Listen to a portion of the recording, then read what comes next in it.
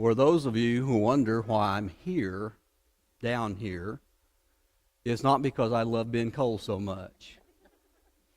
It's because some of you decided to escape to the back. And this is notice that you can't get away with that. So the farther back you go, the closer I get. Isn't that a wonderful thought? Just for you to know. On a hot, humid August day, in Houston, Texas, I found myself standing on top of the stairs in front of a dilapidated trailer. Someone had said the man who lived there needed some help. They knew who he was. They said, "Why don't you go see him?"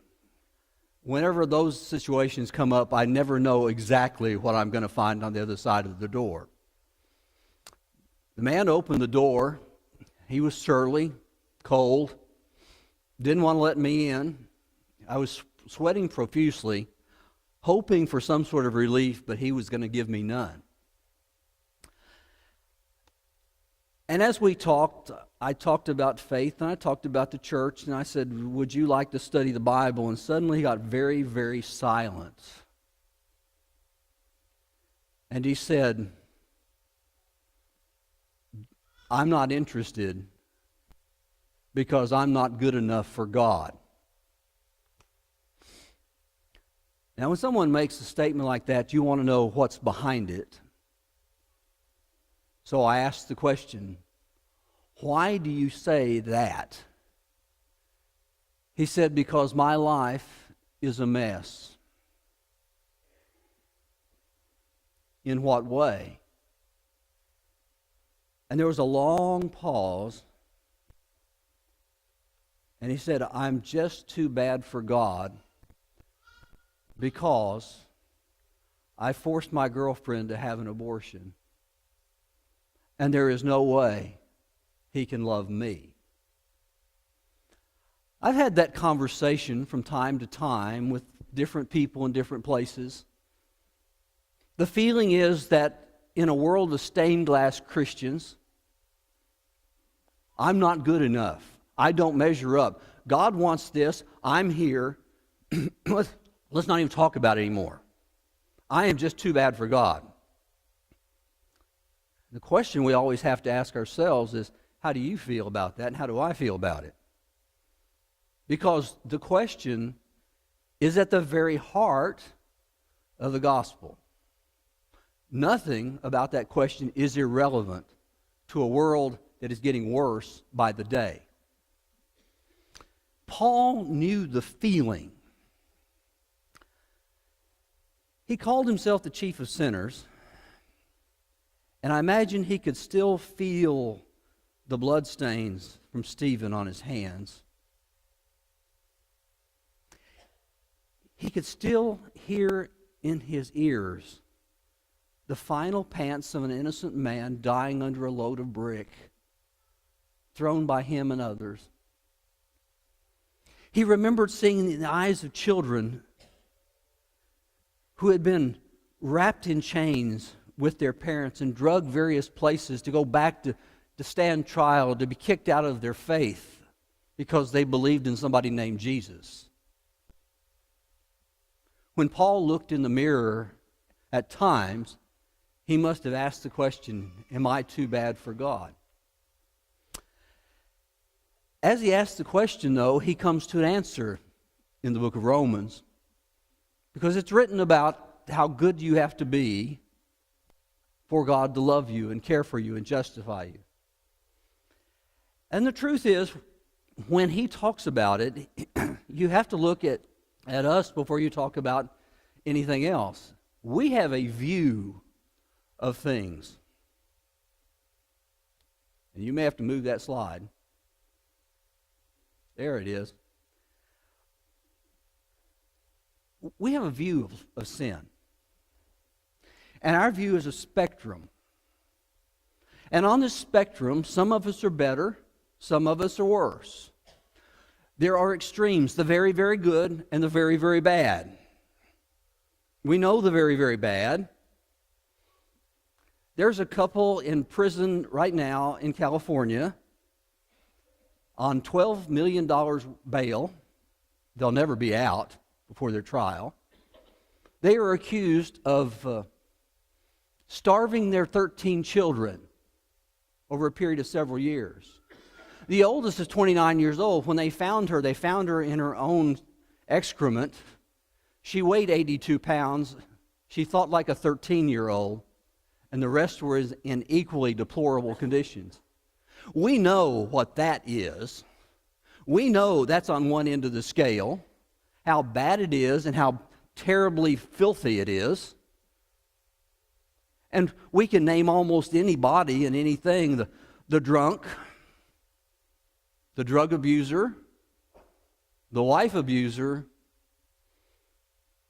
You can make your list, and I can make mine, of the people who are the very worst in society.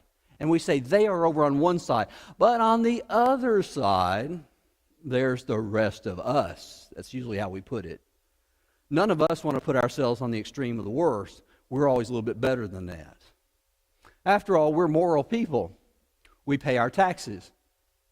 We say as nice of things as we can at times. We come to church regularly. We're good people. In fact, we describe ourselves, well, he's a good guy. And somehow we cleanse ourselves with that. That is our view.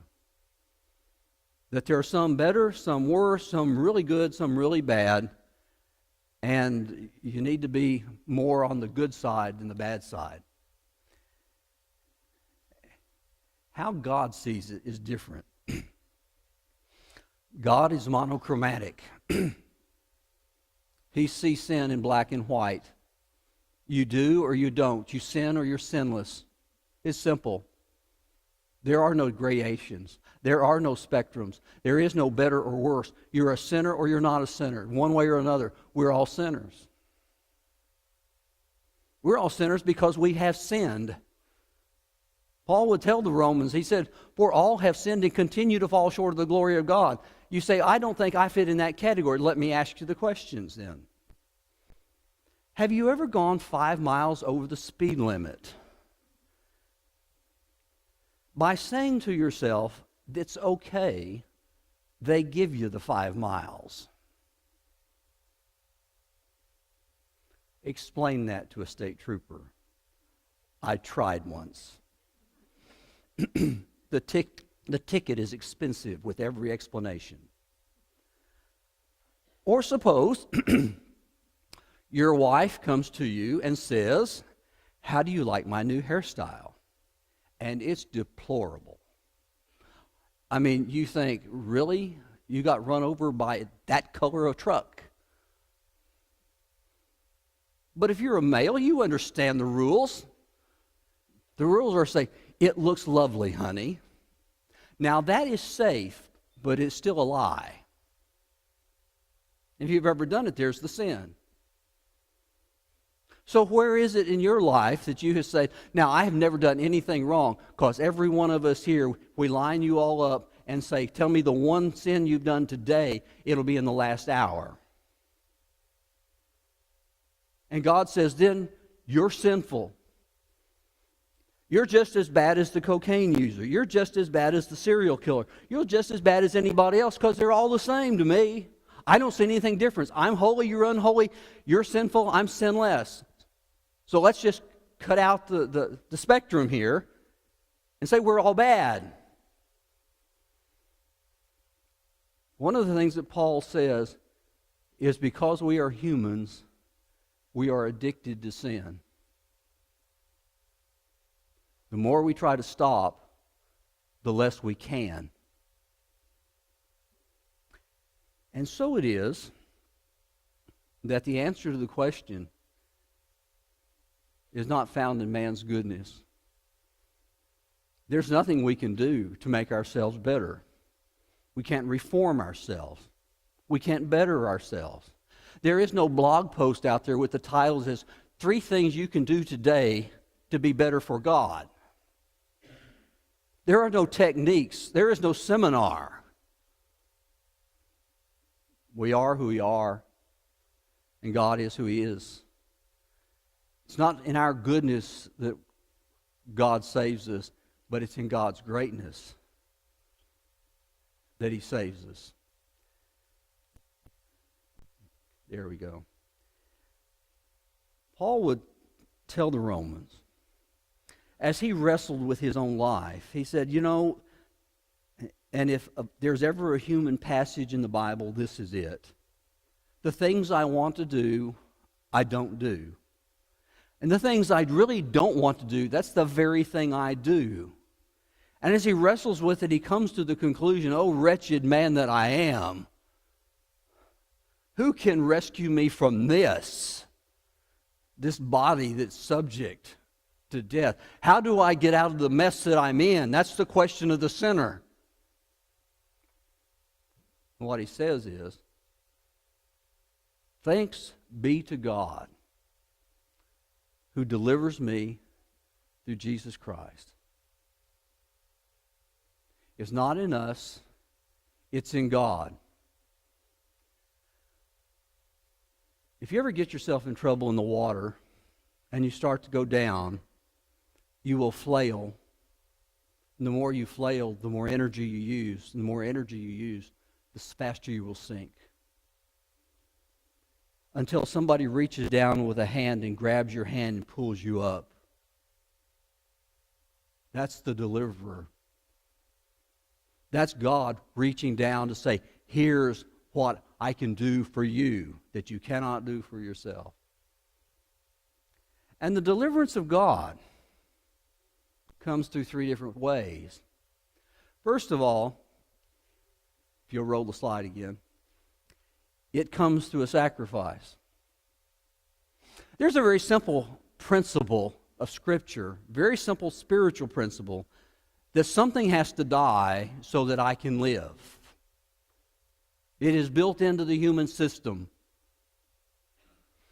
And so, what we could not do for ourselves, God says, I will place on the shoulders of my Son who is sinless. He will take your sin and you will be transferred into a different realm. For what the law was powerless to do, Paul says, because it was weakened by our flesh. See, there's two things that come out. The sacrifice of Jesus comes from two things. One, it comes from our own weakness. Things we cannot do. When I was a boy, this was a long time ago, we used to walk to movie theaters. They were downtown. None of that's true anymore. If I just spoke a different language to you, Google it. There was a downtown movie theater where I lived, and it was around the corner from the post office. One day, a friend of mine were walking down to the theater, and there was a man who was blind. And he had a package under his arm. He had a guide dog by the leash. And it looked pretty obvious to us he wanted to mail the package. Problem was, the dog took him to a trash can, thinking it was trash. So we walked up to the man and said, do you want to mail that or do you want to throw it away? He said, I want to mail it. So we had to help him to the mailbox to mail the box. He couldn't have done it on his own. What was weakened in us, God had to do for us. But on top of that, this is the compassion of God. He could have dangled us into the fires of hell, as Jonathan Edwards would say.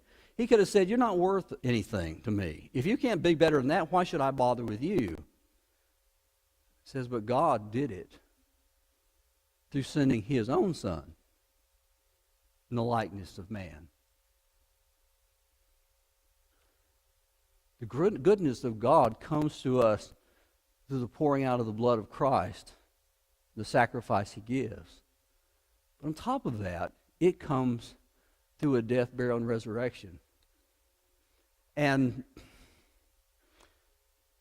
we usually think about the death, burial, and resurrection as a historical event with a peg put down in the ground of time. It happened during the reign of Tiberius Caesar. It happened in Jerusalem. There was a place outside on the city that they buried him, and the grave was empty, and it all happened like that. Paul doesn't say the crucifixion, the death, burial, and resurrection is in the past. He says it's in the present. Do you not know that all of us who are baptized into Christ were baptized into his death? Every time there's a baptism in that baptistry, the cross is resurrected in that place. It is put back in that baptistry. And every time someone goes under the water, a stone is rolled across it. And every time they come out of the water, there is a new life, just as Jesus was on the first day of the week. That's what Paul has to say about it. That we may be raised to live a new life. Why does it take all that?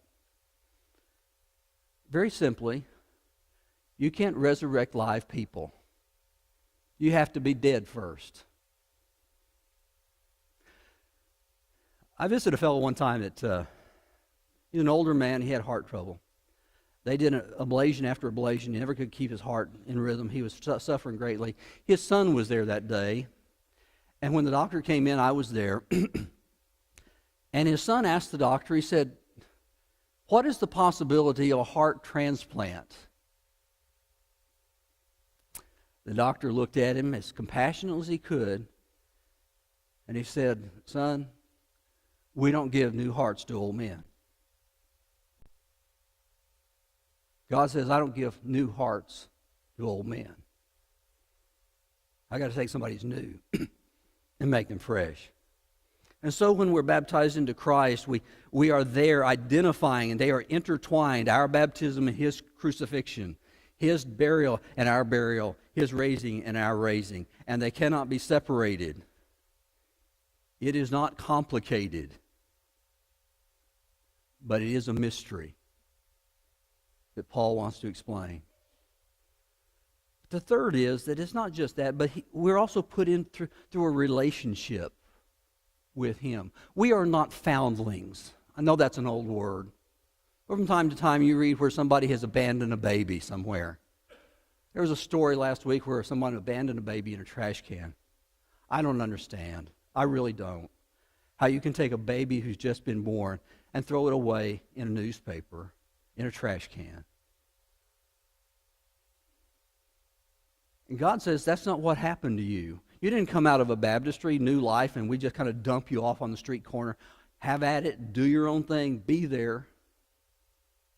Rather, he says, we have been adopted as God's children.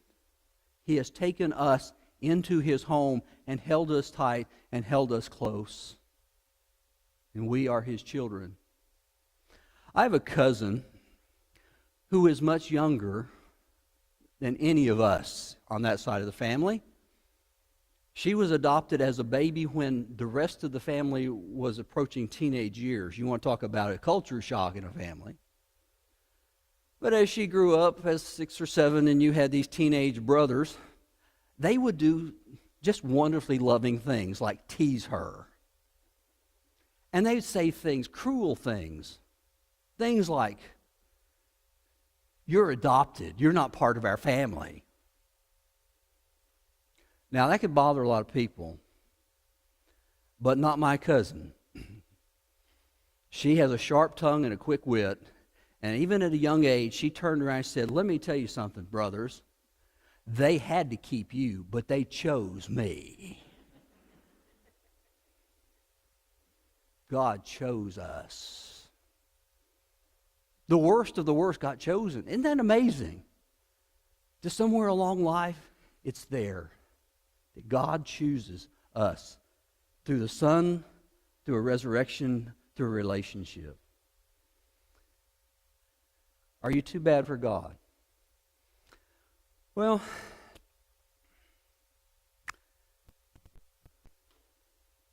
you can never be good enough to save yourself. And you can never be bad enough that God cannot save you. It's what Paul knew. It's why when he comes together and he tries to put it all together, and perhaps the heart of the book of Romans comes at the end of chapter 8, when he's trying to sort all this thing out, this justification by faith, this propitiation, all of these big fancy words, but they all have real meaning to us as salvation. He comes and he finally says, Who then shall separate us from the love of Christ? Shall trouble or hardship, persecution or famine or nakedness or danger or sword? It's been written, for your sake, we face death all day long. And we're considered to be sheep led to the slaughter. No. In all of these things, we are more than conquerors through Him who has loved us. God takes people, the best and the worst, throws them together and said, but I'll do something to you together. There was if you'll move the slide there, there was a man in 1500s in Japan. His name was Yoshimasa. Yoshimasa was a craftsman, and he had a favorite teacup. And one day he knocked it off, fell on the floor and broke. He thought for a moment about throwing it away, but it was his favorite teacup. He liked the teacup. And so he developed a process, if you'll hit the button there. It's called kintsugi. He melted gold and filled in the cracks and put it back together again. And the word means mended by gold. He said, when you're mended by gold, what was valuable and broken becomes invaluable and glorious. That's what God has done to you and to me. We are mended by gold.